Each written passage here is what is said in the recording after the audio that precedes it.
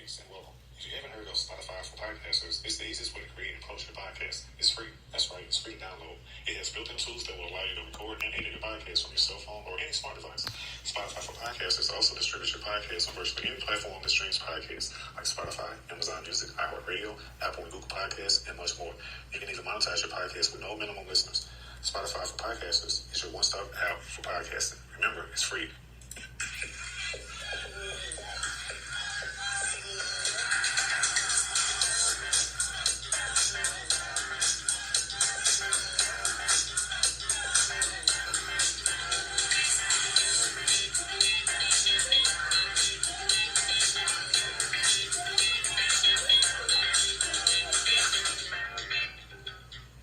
We have Leah Abraham, our esteemed, distinguished partner, with us for this part 3 as we continue to have this conversation about stigmas, taboos, and stereotypes regarding domestic violence from a worldwide perspective. We were talking with Dr. Rosenna Bakari about her views on arranged marriages, on female genital mutilation, trafficking. I want to get your input, Leah, on what you thought about Dr. Bakari's input into this very serious conversation.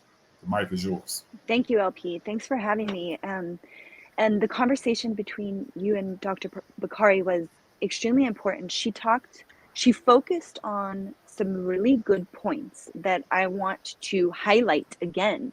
She talked about bodily autonomy, us being the owner of our own bodies, and us making decisions on behalf of our own body. What I wanted to expand on in that is that this is something that we as adults must understand as our own truth so that we can teach it to our children.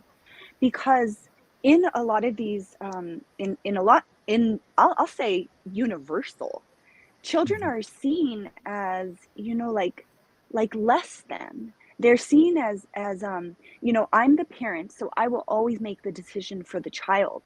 And I think that's something that needs to shift. We have to understand that that child is a soul in a human body, just like we are a soul in a human body. And it just so happens that we've taken on the position of the parent, and that soul is currently our child in this human experience. But ultimately, it's going back to that autonomy of self. So every soul has to have that autonomy over their own self. And we need to teach that to children instead of teaching them the opposite, which is always the case.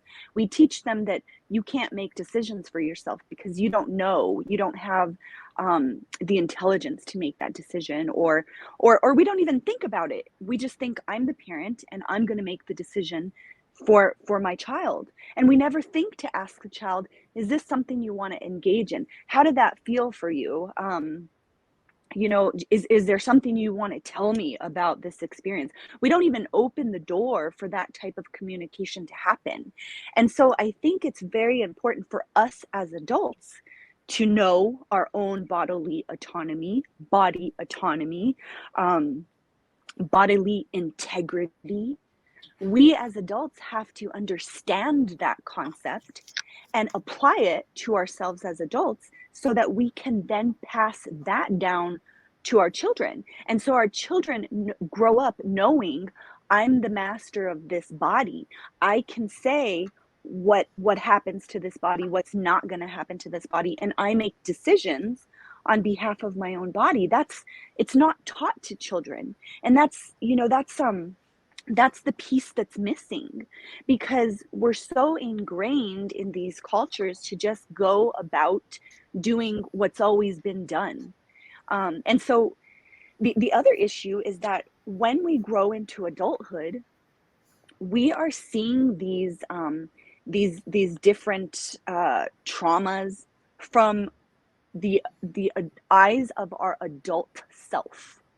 And what we need to begin to do is to see these traumas from the eyes of our child self, because the adult self can always justify, can always understand, can always explain things out. But if we go back to how we were as a child and we look at things from that space, from the eyes of us as a child, we will see it so differently. None of it will make sense to us, and none of it will be right. None of it will be okay. You know, the conversation is about female genital mutilation. Yes. And this is something that, you know, we, you know, in those cultures, in the places where those things are normal, you grow up as an adult thinking that this has to be done. And so from the adult perspective, you're making these decisions on behalf of your child from that adult mindset of, this is culturally what we do. We have to stick to the cultural norms, make sure that we're following all of the religious beliefs, all of the beliefs of our society. But if we look at it from, if we can go back to when I was a child, how did that make me feel? Does this seem right? Every person would say no. There's not a single child that, if given the opportunity to really understand, first of all, to really understand what's going on, we're going to cut off part of your body. If you gave a child a choice, there's no child that would say, I'm all for you cutting off a part of my body. There's no explanation that can be given that a child would feel comfortable saying yes to something like that. Now, granted, you know, a child can be coerced and convinced that this is the right thing to do. And I believe that happens often because they are hearing it from their mother, from their grandmother, from their aunts, that, you know, this is a cleansing procedure. This is a beauty procedure, this, whatever it is that they're speaking to that child. But if the child was really given the choice without all that influence, every single child would say no. There's not a single child that would want that to happen to their body. And so that's the issue, you know, is that these adults are making decisions on behalf of their children from that adult mindset, from their understanding, from their cultural conditioning, from their trauma survival instincts. They're making these decisions from their adult eyes, not from the eyes of their child, of their inner child. So I think, you know, that's a big issue.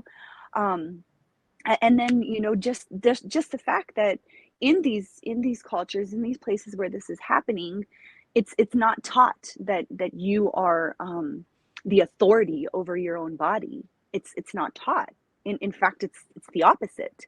You know, a lot of these, a lot of the places where this happens, they're patriarchy societies where men are in charge and the women are there to serve men, and Dr. Bakari spoke to that in great detail. And I think that's important to look at that, fact, and especially as women, we need to like see how that patriarchy system shows up all the time.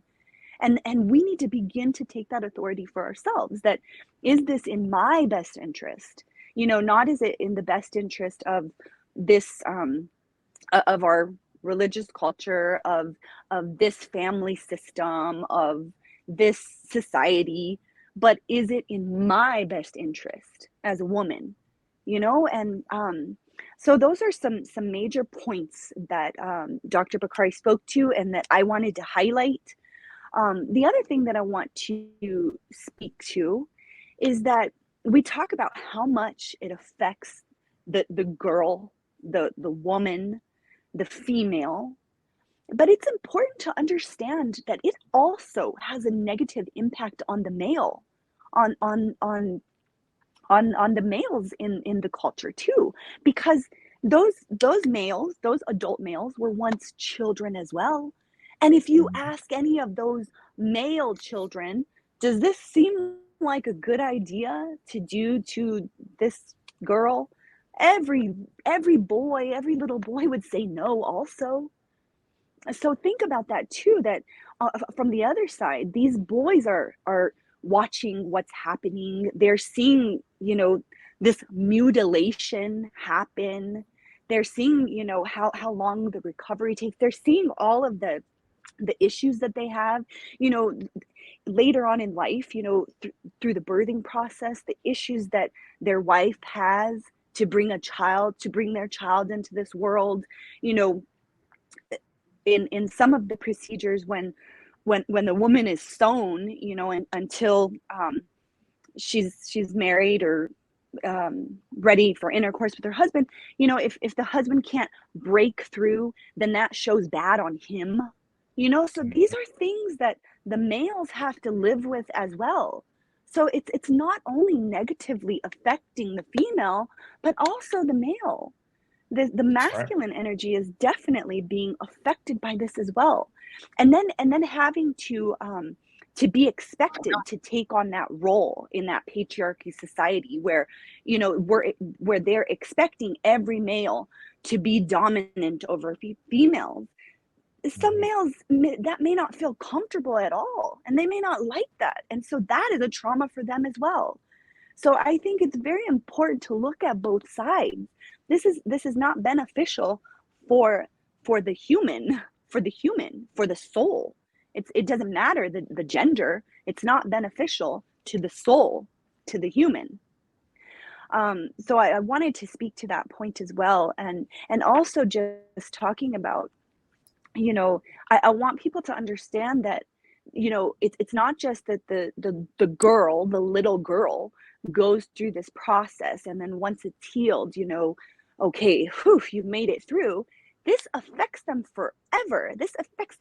Infection, in, you know, the trauma from that experience affects them just the same as sexual abuse trauma, and we speak to that all of the time. You know, there's all these statistics that, you know, women who have undergone female genital mutilation, you know, have no sex drive. They're depressed, like all of these same things, and it's like, yeah, because they had this massive trauma to their sexuality when they were a child. So that is, there's no way to just like, oh, now you're healed and you can move on. No, that trauma stays with them forever and affects every aspect of their life.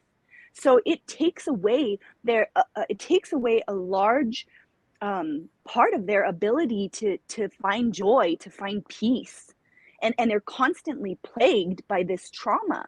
You know, there's lots of, like I said, different infections that can happen, and then during childbirth. So I wanted to speak to nature's design. This planet has functioned on its own for so long, and then, you know, it evolved to humans, with our human minds and our great capability to build, to construct, to make advances, medical advances. All of these things are wonderful, but there comes a point where man begins to disrespect nature and nature's design. Things are designed, we are designed in a specific way to function properly. And when man tries to interfere with that, it will always cause issues, because man does not know better than nature. Man is nature. So to try to have authority and control over nature's design, it will never work. So when you think about all that happens to this body, this female body, you know, in childhood, it's the female genitalia is mutilated, and then, you know, for intercourse, it's then, you know, mutilated again. Then for childbirth, it's then mutilated again.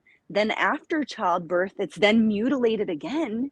My God, all of this, we're designed so beautifully. And I think about myself, you know, I've had 4 children, all natural childbirths. My last 2, I had them at home. These bodies are so magnificent, and the design of the way that we create life is a very beautiful thing. And when it's messed with, you know, like I had my children here at home, so it's like you go through the birthing process, and yes, it's a very difficult process, but the body is designed to do so. And once that baby is out, you're fine, and the recovery is so quick. Like, the recovery is so quick, and there's no trauma. There's no trauma that I endured from any of my children being brought into this world. But I think about these women who have been mutilated so many times and have all of these problems. Like, you can't even enjoy the process of bringing life into this world. And then it's all pain.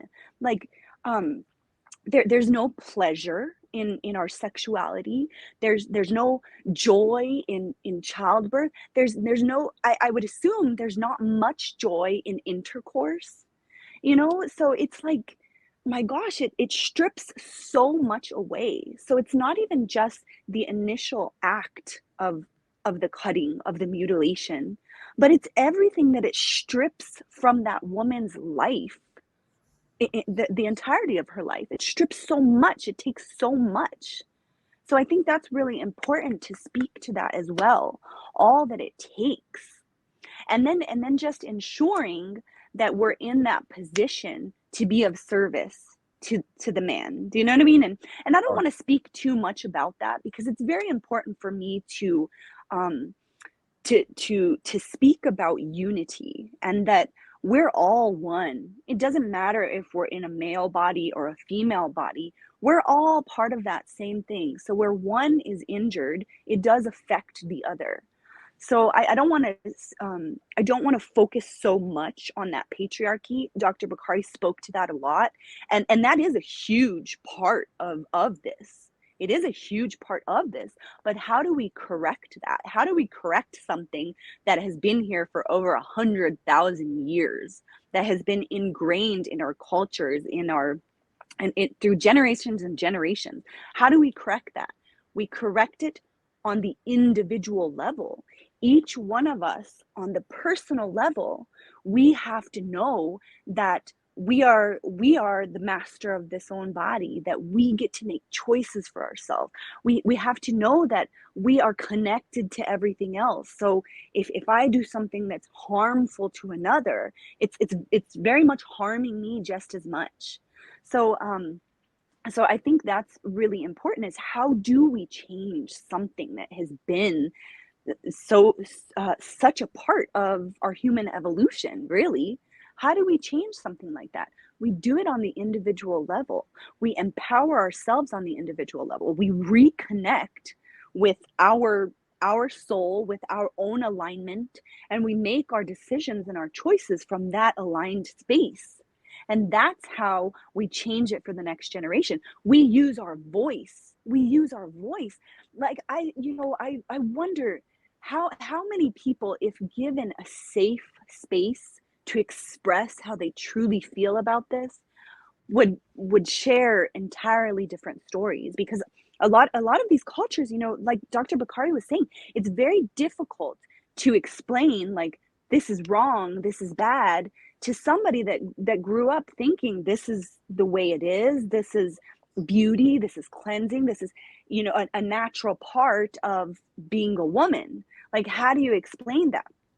If you give any of those women a safe space to really connect with their deep self, and to come from that aligned space and speak to the traumas that they've experienced, they would tell a very different story. So I think that's it's really important to empower the individual, and Dr. Bakari spoke to that with the bodily autonomy, teaching our children to make decisions for their own self. And those decisions can be, what color of socks do I want to wear today? How do I want to wear my hair? It's like I spoke about this at the beginning of our conversation. Children are not given choice in many homes. Children are not given choice. You're going to wear what I want you to wear. I'm going to do your hair the way I want you to do your hair. You're going to eat what I want you to eat for breakfast. And I'm not saying that that's wrong. We as the parent do have to be the guides for our children, and we've been here longer in this human experience, so we have to guide them and make decisions on their behalf in a lot of situations. But if we can begin to empower them to know that they're allowed to use their voice and speak their opinion and have a conversation about a choice that we have to make together, that's very important. But how do we do that as parents? We have to first do it for ourselves. We cannot teach our children something that we don't practice ourselves as the parent. So it's very important that this healing comes to us as the adult, so that we then can pass it down to the next generation. But it's us being clear, having that clarity on what is trauma, what's okay, what feels right to me and what doesn't feel right to me. And how do we know that? We reconnect back with our intuition, with our gut. We reconnect back to ourself. And that is very difficult for people who have experienced sexual abuse trauma. And I will say that female genital mutilation is sexual abuse trauma. It is a trauma to your sexual organs. So that is sexual abuse trauma.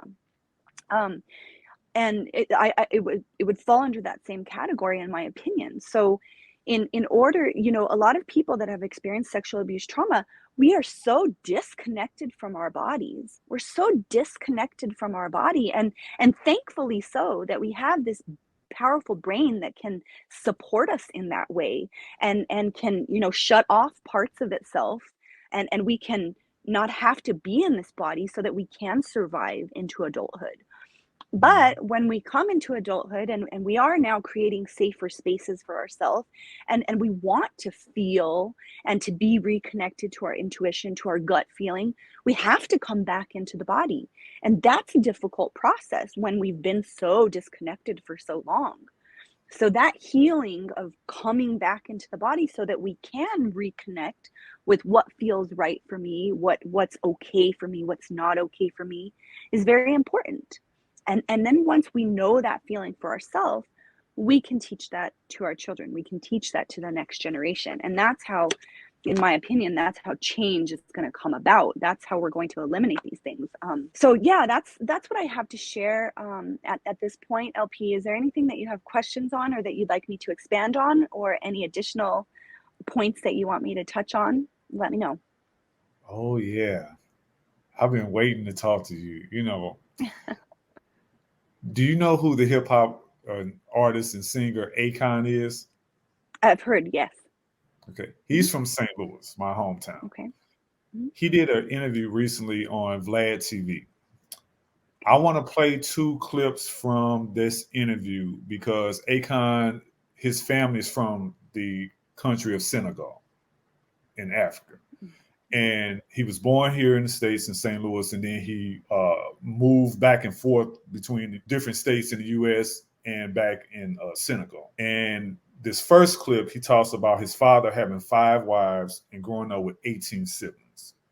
And he spoke about the cultural importance, and I'm just reading from the site here, and I'll pull it up on the screen. So I keep telling y'all got to watch these interviews because you don't get the full of it when you just listen to it. So hold on just a second. Let me pull it up here on the screen. And so this is clip 6. This is Akon talking about his father having 5 wives and 18 siblings.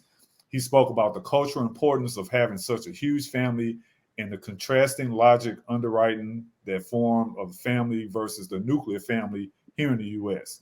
And according to Akon, family isn't valued the same in America, which makes it difficult to see anything past a monogamous setup. That's the first clip. And then I'll explain the second clip, which is a continuation where he talks about his mom was chosen by his dad when she was 13, and his dad married her at the age of 17. And in that clip, he talks about how spouses are chosen and families are formed in parts of Africa. He recounted that his dad would protect her over the years until they were officially married when she turned 17. And he explained how this type of process usually occurs when the two families are looking to consolidate and expand, and they arrange marriages to ensure the prosperity of both clans. Because this is the Trigger Warning Talk podcast, where we're talking about, in part 3 of our ongoing series, Stigmas, Taboos, and Stereotypes, worldwide childhood domestic violence and traumas. We have Dr. Rosenna Bakari, who started off this particular part 3, and we have Leah Abraham, of course, our resident childhood trauma expert. In Dr. Bakari's conversation that she had, she spoke to this, the patriarchy, and this has been, you know, ingrained in our human race for more than over 100,000 years, right?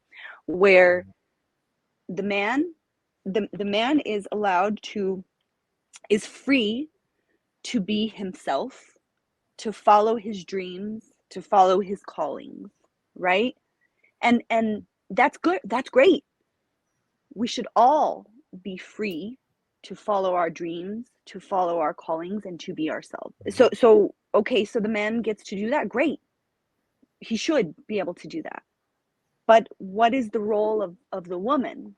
The women are expected to protect the environment, to raise the children, and keep the family together. That's very noble. That's very noble. But a woman is not allowed to have aspirations of her own, to go out and be free and do the things that she wants.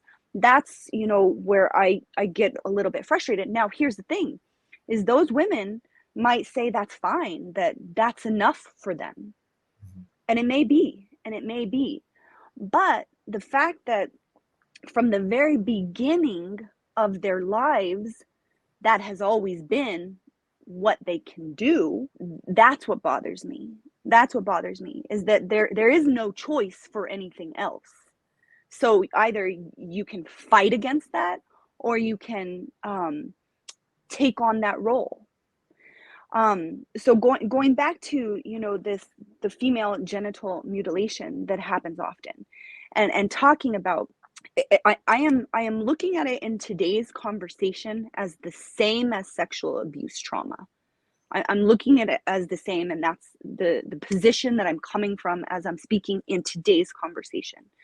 But when we talk about sexual abuse, when our, you know, our sexuality is messed with before we have the emotional intelligence around it to understand, we tie our sexuality to guilt, to shame, and to obligation.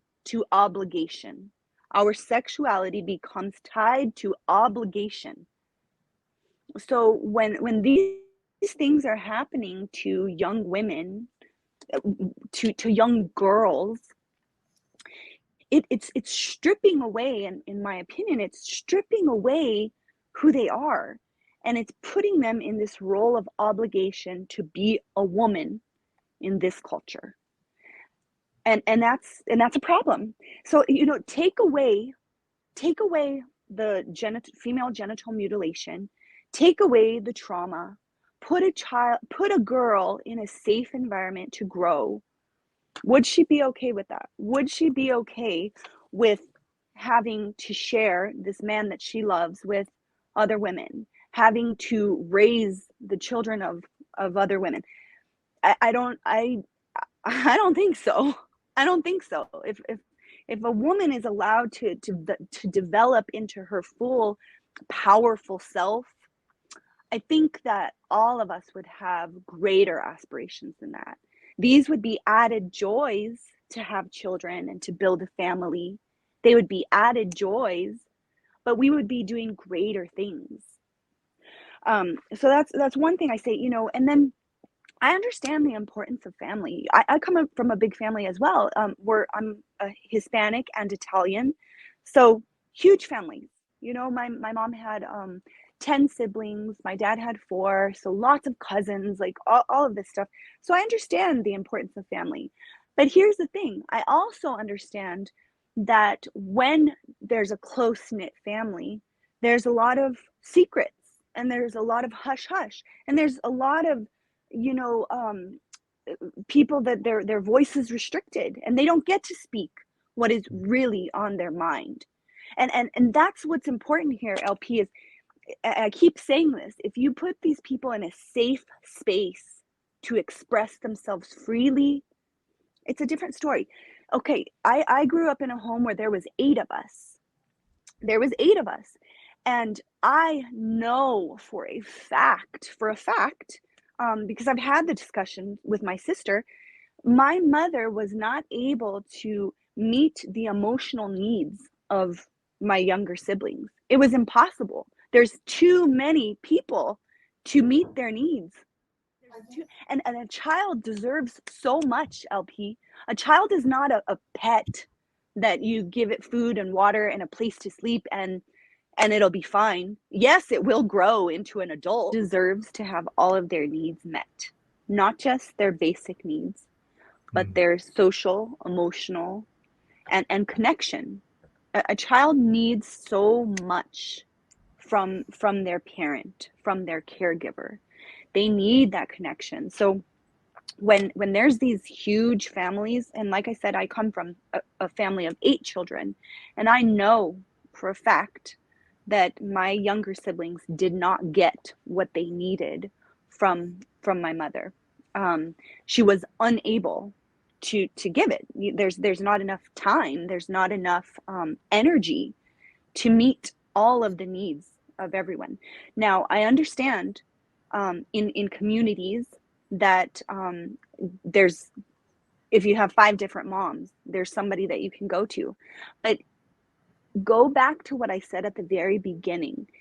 If you go back to yourself as that child, not as your adult self, looking at things with your adult eyes, with your adult emotional intelligence, with all of your adult experiences, not looking at it from your adult eyes, but going back to when you were a child. Put yourself back into that situation when you were hurt or something happened and you needed your mother or you needed somebody. What was it like for you in that situation as a child? As a child, it's so important that we go back to these spaces and situations from our child self, and we look at it from the eyes of us as that child. How was it for us? Did we get that love that we needed? Was there connection with that person that took care of us? Or was it just, I need you to stop crying, so here's what I'm going to do, whatever needs to be done so you stop crying? Now, if you think about it, because we can create this scenario, and very much so the way that he spoke to it, it was normal, it was family, it was all of this. We can create these scenarios that look beautiful from the outside, that look acceptable from the outside, but going inside, going behind what you see on the outside, what is really going on there? If you think about it, when you own something, LP, when you own something, you don't value its freedom. It has no freedom. It has no rights. You own a pair of shoes. It stays in the closet until I want to wear it. Then I get those shoes and I wear them. Then I put them back. You own a basketball team, and they're not performing the way you want them to. You switch out the coach. You make changes so that they can do what you need them to do. You own a company and it's not bringing in the profits that you want. You're going to fire people. You're going to hire new people. You're not going to care about the emotional well-being of those people involved. You're doing what's best for the company that you own. So when you own something, you don't there's no freedom for that, for the person that is being owned. So the issue is, it's very hard to control people. So it's very hard to own people unless you've broken them down and dehumanized them in a way that they don't think that they have freedom of choice anymore. So the dehumanization happens in childhood. I'm going to cut your pleasure points off. Like, now you're dehumanized. You've gone through something that stripped you of your humanity, that made you less than a human, that made you an object, an animal, something that can be owned and controlled. Because people are hard to control unless they've been dehumanized, unless you've taken away the very thing that makes them human, their choice, their freedom. If you've stripped that away, easy to control, easy to own. And Dr. Bakari spoke about that yesterday. You belong to your father until somebody else owns you. Mm-hmm. So if so that's the issue. So until you've been dehumanized in some way so that you can take a position of property, you're not taking a position of a wife, of a mother. You're taking a position of property, in my opinion. So it really does go back, LP, to being in that child self. And how did the child feel? Was the child safe? Did they feel seen? Did they feel heard? Did they feel like they had bodily autonomy? No. I guarantee every answer to that is no. So that's important to think about. That's really important to think about in these types of societies that have family systems like this. And I'm not saying, I'm saying there was a time and a place for it when, trying to, actually, I take that back. I don't think so. I don't think there's ever a time and a place for a human to be owned or controlled in a way that dehumanizes them and takes away their freedom of choice. So I don't know if there was ever a right time and place for it. I think that through our human evolution, it was part of our human evolution. But we are living in a time and space now where we're connected globally. I can't say we all have access, but much of the world has access to information in a way that it never has before. Yeah. We can learn things, we can speak to other people, we can get different opinions, we can shift our perspective. We're in a new time. And I think it's because of how connected we are through technology. So we're in a new time. And these new times open the door for new cultural shifts, for new cultural norms. And the ones that no longer serve us, that no longer serve the good of humanity, we got to get rid of them. We need to outgrow those. They're old and outdated, and they no longer serve humanity in the way that maybe they once supposedly did. So that's what I have to say in response to that video. I love this series because I learned so much with each episode that we put out. And when I looked at those two video clips, but I watched the whole interview that Akon did on Vlad TV because he's a regular guest on there, and they've been knowing each other for like 20 years. And so he's talked about some of this stuff in some previous videos, but he really laid it out in this particular these two clips. And I was sitting and I was like, man, when I think about arranged marriages, I didn't look at it necessarily from that perspective, prior to hearing what he said, because growing up here in America, you just know that, polygamy is no, and it's all about monogamy, and, it's one wife, one husband, and different things like that. And just hearing it from a worldwide perspective, it's like, that's very interesting. You could paint a picture. Anybody can paint this picture that you want to see. But I ask, has he ever been interviewed about his own childhood traumas? What addictions does he engage in now as an adult to avoid the painful things that live within his body? Has that ever been discussed?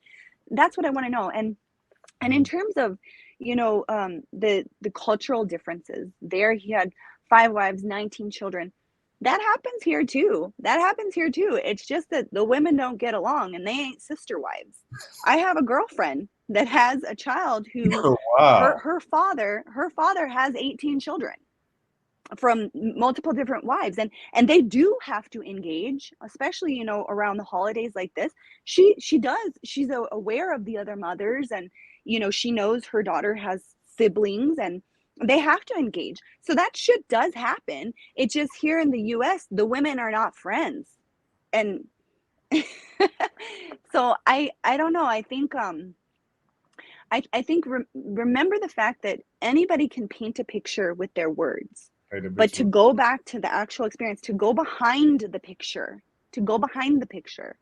like, has anybody ever interviewed those women and asked them truly, you know, if they feel seen, heard, and loved? You know, if there's jealousy, like, how does jealousy not exist there, but it exists everywhere else? Well, it doesn't exist because nobody says anything, because you keep quiet, because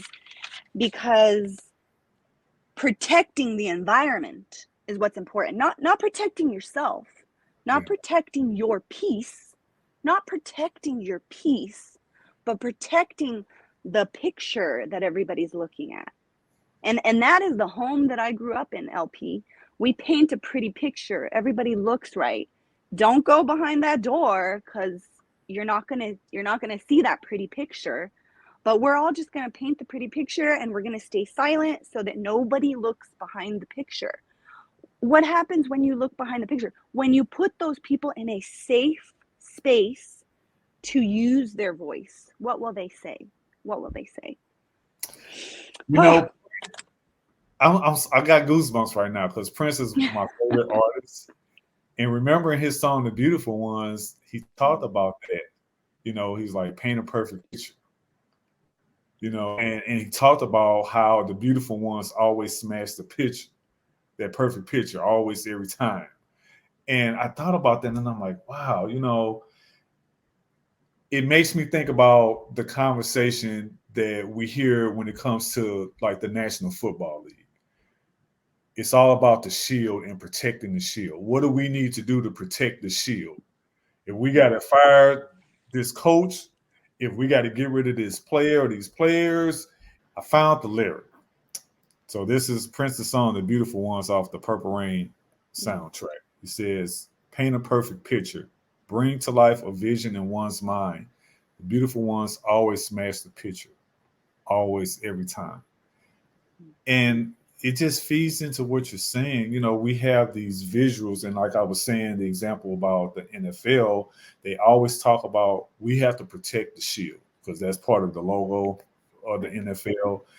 And they will do whatever they can do and whatever they need to do because the bottom line is protecting the shield. You know, what do we need to do to protect the shield? Because the money is the source. Always. The money is the source. I keep talking about that. I keep saying it to people in different platforms and different things like that. Whether we're talking about trafficking, especially trafficking, because we know that, and a lot of people don't know that Bitcoin and crypto were utilized for trafficking in its inception because it was untraceable. You know, and I've interviewed 3 different people who have been trafficked, you know, on the Trigger One to Talk podcast, and they talked about the money. And we're doing some subsequent episodes about that because we didn't even really get deep into the money part of it because the stories were just so phenomenal. And just, you know, I'm like, hey, I'm gonna have to have you guys come back to talk about the money because we know that's where a lot of change can be made, needs to be made. You know, people get into these things because of financial security. If we're talking worldwide, like what Akon was talking about, this is how the generational wealth continues. The prosperity he talked about. Again, talking about Prince, one of his movies that bombed in the theaters when it came out was Under the Cherry Moon, and it's one of my favorite movies. And what people thought it was about, they thought it was Purple Rain Part 2, and it wasn't. They did a Purple Rain Part 2, which was Graffiti Bridge. But Under the Cherry Moon was about these 2 gigolos, him, Prince character, and Jerome Benson's character, whose name was Tricky. They go to France niece friends, and they're basically being gigolos to these women or whatever. And Prince falls in love with this heiress who just turned 21. She was in an arranged marriage setup. Her fiance was in New York working, but he came from a wealthy family. And her dad which was this billionaire shipper, he wanted her to marry this guy to consolidate the wealth. And he kept changing the date on her trust fund and all this stuff or whatever. He was so controlling, and he treated her like, she was still 12 like property. instead of 21, like property. And it culminated until, and this, I could say spoiler alert, but he talked about it even in the beginning. He died during all of this trauma that was going on between the mom and the dad and the daughter and all of these different things. I bring it up because I want people to understand, like you said, when we're talking worldwide, yes, we're focusing on different countries. However, we can talk about what happens here also, because as you said, it happens here. I grew up in a single parent household. My mom only had one child, me. My dad had 5 children. I'm the second of 5. And I can tell you, I don't have any interaction with my dad that I remember. Last time I saw him, I was 9, and he ghosted me, that same day, wasn't even 20 minutes later. I know growing up in a single parent household, my mom worked all kind of weird hours and stuff, to make the ends meet. And a lot of times she worked in the evenings, and my aunt, who's 4 years my senior, came to live with us when we were teens. And so that helped in terms of having an older person in the house.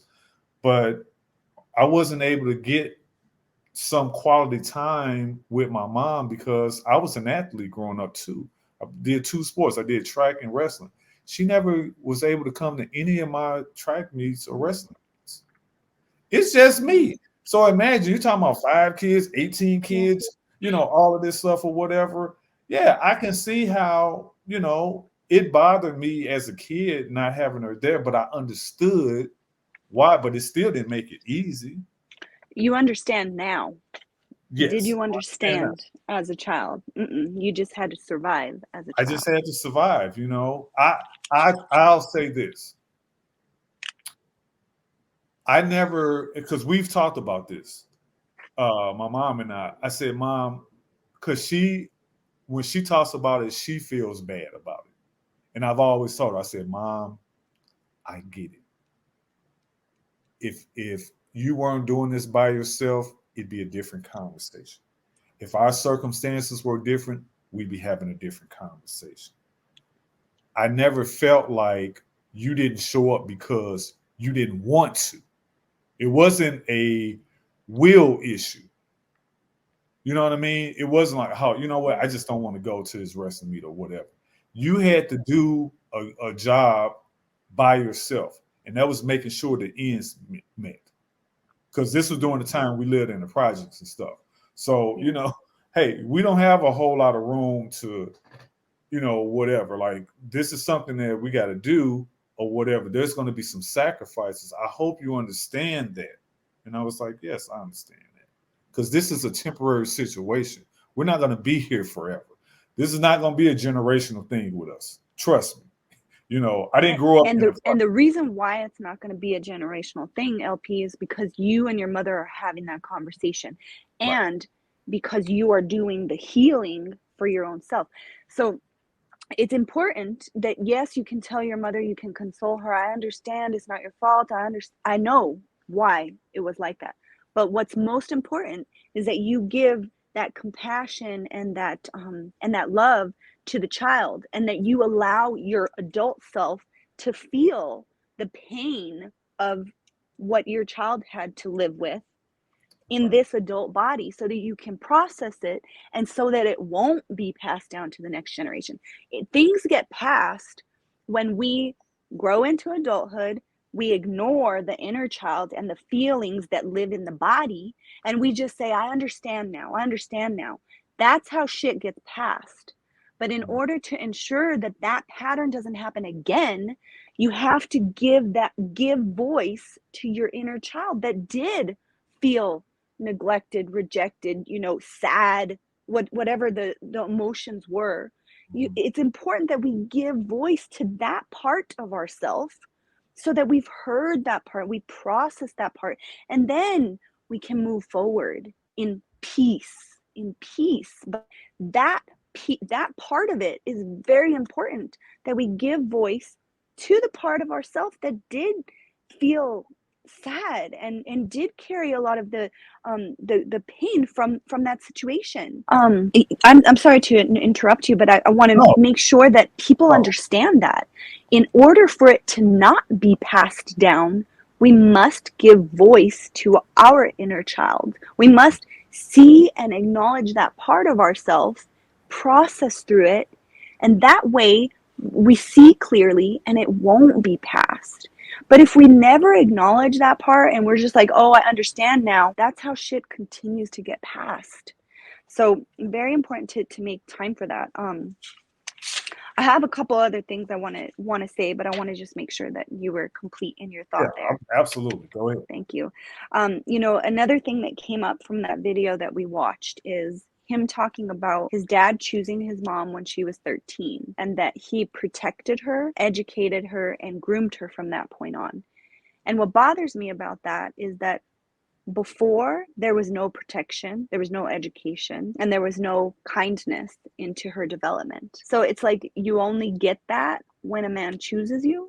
We all deserve that. We all deserve to be protected, educated, and given opportunity. So I wanted to speak to that before we got too far away. And then the other thing I want to say is that I think I'll stop there for now. There's a lot of stuff, but we've got to, when we value money over human life, God, it just causes a lot of issues. And that's I think the world that we live in. A lot of decisions are based around money, not the actual human life. So yeah, I'll say that. This is probably just going to be an ongoing thing. I thought we were just going to end up doing We're just going to meet every month and talk about shit. Yeah, you know what? Starting in January, because I think this episode is going to come out probably the first week of January, first Thursday in January. And I would love to just every month, let's go ahead and add on to the conversation. There's so much more to add on to it. And we're going to continue to do this because we know that here on the Trigger Warning Talk podcast, we don't shy away from these things. We have these uncensored conversations. We exchange this information. We provide the resources. It's not just dialogue. It's coming up with some action plans. So what do? We got to talk about how do you deal with these situations? If you are, you said it so great. I would love to have a conversation with any number of those wives to hear their side of the story, to hear the real deal story. Are they in sync? Is it something that, are they free to have the conversation? I'm talking about free to talk, like the real, like what we do here on the Trigger Warning Talk podcast. I would love to see an interview with them where they're talking about, are y'all cool with this? Like, how does this affect you? Because nobody's heard your voice, And it would be important to start that conversation from their childhood. So what were their traumas from childhood? What was their environment from childhood? Because remember, we're a product of our environment. We're a product of our environment. So when these things are normal in childhood, they're normal in adulthood, unless we see clearly how unnormal they were in childhood. So the conversation would have to start from their childhood and then now. Because a lot of times, we're so conditioned that this is normal and I am happy, but are you connected to your body? Do you know what your own intuition feels like? Do you ever practice self-care? Do you ever put yourself first? Like all of these things, because a lot of times we're so conditioned, we've lived in that reality for so long that we genuinely think we're fine. Like, how many years of my life did I think that I came from a perfect, wonderful, beautiful family and that I was fine? And I lived like that for a long time, until things started to unravel and I realized I was just in chaos. And then so it's at that point that, do I just continue to silence myself, or do I go deeper and figure out what's happening here? So yeah, again, I stress the importance of creating a safe space to use our voice, because if that safety is not there, we're in survival mode, and in survival mode we wear the mask, we put up the front, and everything's all good. But create a safe space to really speak, to use our voice, and what will the story be? Yes, that would be very interesting. Leah Abraham, folks, we're going to stop right here. We will definitely be bringing you this content in 2023 and beyond, because as I always say, it's not a matter of if, but when and where something's going to happen. And what are you going to do in those situations, be it a violent critical incident, be it an adverse childhood experience, like we talked about with Dr. Tori Williams in December. We did a 3-part series with her on domestic violence and adverse childhood experiences, where we covered everything that you need to know from her story as a child dealing with those things, her professional career as the foremost expert on ACEs, and the modalities. What do you do? What type of help is there available for people who deal with ACEs? Because we all deal with ACEs on some level. And there's a free quiz that you can take that tells you what your score is. And as Dr. Williams said, no matter what the number is, it doesn't mean that you're doomed or that you're not going to have any issues. It just lets you know where you are and where to go from that point. And so I just want to thank you so much, Leah, for always bringing your expertise to the Trigger Warning Talk platform. I'm so looking forward to 2023 and having guests like yourself, Dr. Bakari, Dr. Williams, your friend, is it Namaloki? I definitely want to talk. Namalokai. I definitely would love to talk to her and look forward to reaching out to her and having her add to this conversation about stigmas, taboos, and stereotypes, dealing with childhood traumas from a worldwide perspective, because we want to do things that you don't see elsewhere in podcast land, as I call it. You know, when I started this podcast at the end of April in 2022, part of that goal and part of those processes were, how can this podcast stand out? How can we address things that aren't being addressed fully, truthfully, passionately, and compassionately?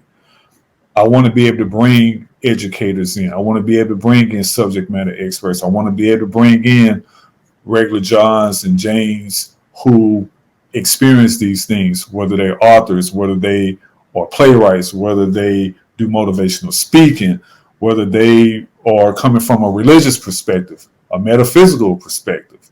You know, so we interview people that are Reiki practitioners, NLP and EFT and cognitive behavior and EMDR and the tap and EFT, you know, all of these different modalities, tarots and crystals and different things like that.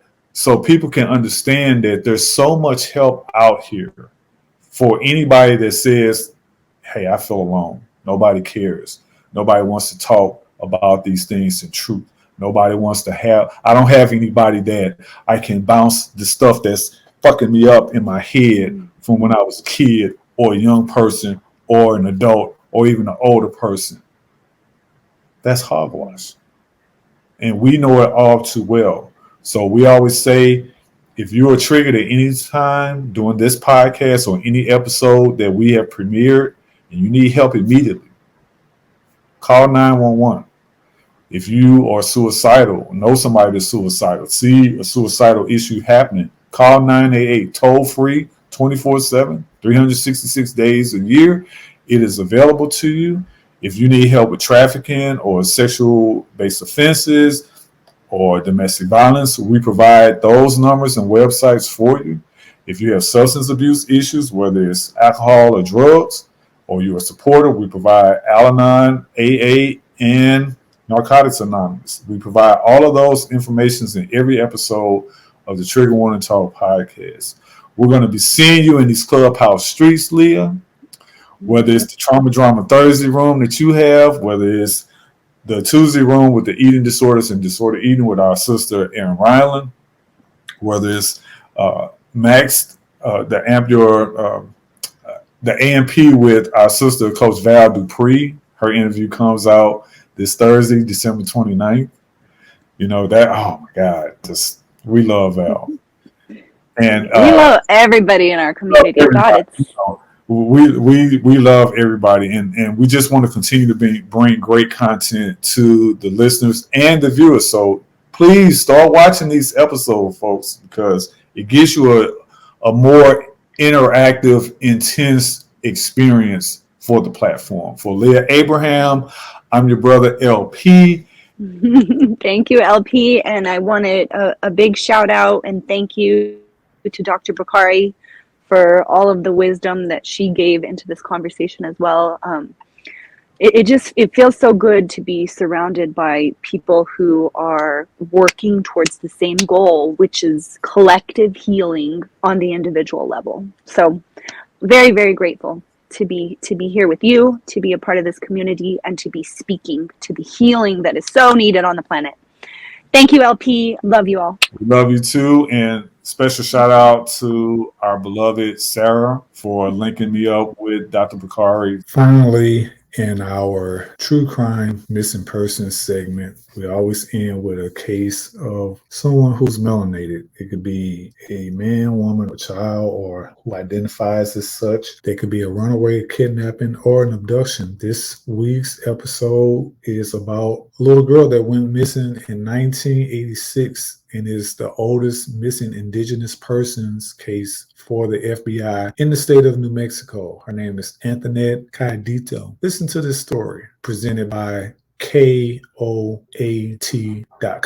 The oldest missing and murdered indigenous case being investigated by the FBI here in New Mexico. A child taken from her home in Gallup in the late 1980s. Anchor Sasha Lininger spoke to the sister of Antoinette Cayedito about how they stay hopeful.